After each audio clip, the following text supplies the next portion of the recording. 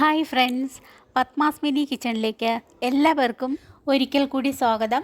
2 മണിക്കൂർ കൊണ്ട് തയ്യാറാക്കി എടുക്കാവുന്ന വളരെ സോഫ്റ്റായ ഒരു പാലപ്പത്തിൻ്റെ റെസിപ്പിയാണ് ഞാനിന്ന് കാണിക്കുന്നത്. അരിപ്പൊടി ഉപയോഗിച്ചാണ് ഞാനിത് തയ്യാറാക്കുന്നത്. സാധാരണ അപ്പം ഉണ്ടാക്കാൻ കുറേ മണിക്കൂറുകൾ വേണ്ടി വരും.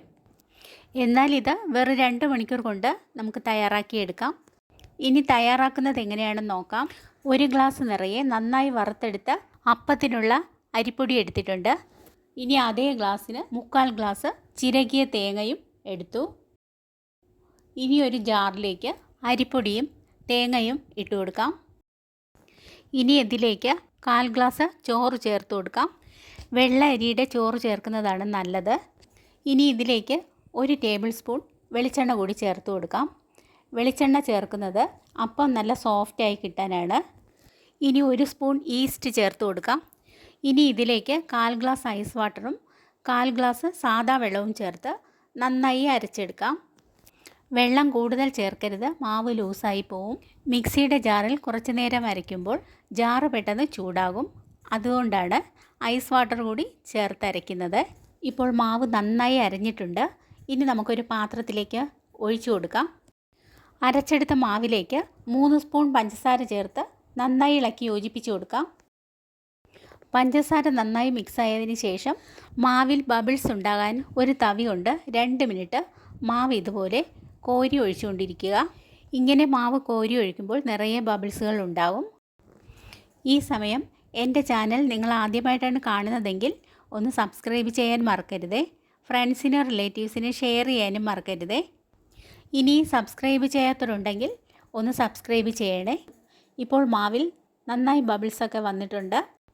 ഇനി ഒരു കുഴിവുള്ള പാത്രം എടുക്കാം. അതിൻ്റെ 3/4 ഭാഗം നന്നായി ചൂടായ വെള്ളം നിറയ്ക്കുക. തിളപ്പിച്ച വെള്ളമല്ല, ചൂടായ വെള്ളമാണ്.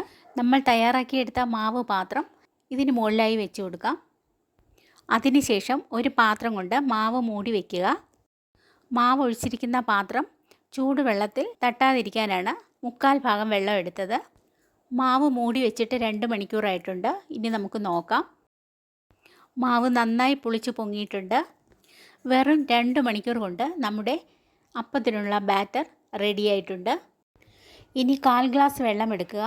നമ്മുടെ ആവശ്യത്തിനുള്ള ഉപ്പ് ചേർത്ത് നന്നായി ഡൈല്യൂട്ട് ചെയ്ത് മാവിലേക്ക് ഒഴിച്ച് നന്നായി മിക്സ് ചെയ്ത് കൊടുക്കാം. സാധാരണ നമ്മൾ അപ്പത്തിന് അരി 6 മണിക്കൂർ കുതിർത്ത് അരച്ചെടുത്ത് വീണ്ടും 6-8 മണിക്കൂർ പുളിപ്പിക്കാൻ വയ്ക്കും.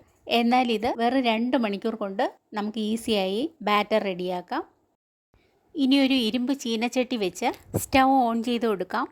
ചീനച്ചട്ടി മൂടി വെച്ച് ചെറുതായൊന്ന് ചൂടായി വരുമ്പോൾ മൂടി മാറ്റി ഞാൻ ചെറിയ തവിക്ക് 2 തവി മാവ് ഒഴിച്ചു കൊടുത്തു. ഇനി ഇതുപോലെ ചുറ്റിച്ചെടുക്കാം. മാവിൽ ചെറുതായിട്ട് ബബിൾസ് വന്നു തുടങ്ങുമ്പോൾ മൂടി വെച്ച് ലോ ഫ്ലെയിമിൽ വേവിച്ചെടുക്കാം. ഇപ്പോൾ നന്നായി വെന്തിട്ടുണ്ട്. ഇനി നമുക്ക് അപ്പം ഇളക്കി മാറ്റി ഒരു പാത്രത്തിലേക്ക് ഇട്ട് കൊടുക്കാം. നല്ല വളരെ സോഫ്റ്റായ പാലപ്പമാണ് ഉണ്ടാക്കിയെടുത്തത്. ബാക്കിയുള്ള മാവിൽ നമുക്കിതുപോലെ തന്നെ പാലപ്പം ഉണ്ടാക്കിയെടുക്കാം. വളരെ സോഫ്റ്റായ വളരെ ടേസ്റ്റിയായ പാലപ്പമാണ് ഉണ്ടാക്കിയെടുക്കുന്നത്.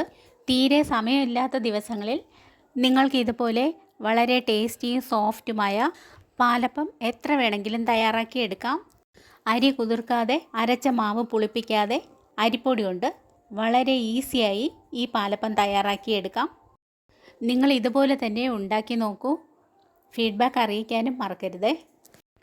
ഞാൻ പാലപ്പം എല്ലാം ഉണ്ടാക്കി കഴിഞ്ഞു. ഒരു പാത്രത്തിലേക്ക് മാറ്റിയിട്ടുണ്ട്. കണ്ടോ, വളരെ സോഫ്റ്റാണ്. കൈകൊണ്ട് ഇങ്ങനെ പിടിച്ച് നോക്കുമ്പോൾ തന്നെ അറിയാം വളരെ സോഫ്റ്റാണ്. അതുപോലെ തന്നെയാണ് ടേസ്റ്റും.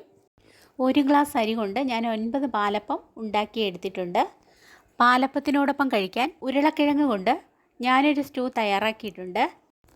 വളരെ പെട്ടെന്ന് തന്നെ തയ്യാറാക്കിയെടുക്കാവുന്ന ഈ പാലപ്പത്തിൻ്റെ റെസിപ്പി നിങ്ങൾക്കിഷ്ടമായോ? ഇഷ്ടമായെങ്കിൽ സബ്സ്ക്രൈബ്, ഷെയർ, ലൈക്ക്, കമൻറ്റ് എന്നിവ ചെയ്യണേ. ബെൽ ബട്ടൺ കൂടി ക്ലിക്ക് ചെയ്യണേ.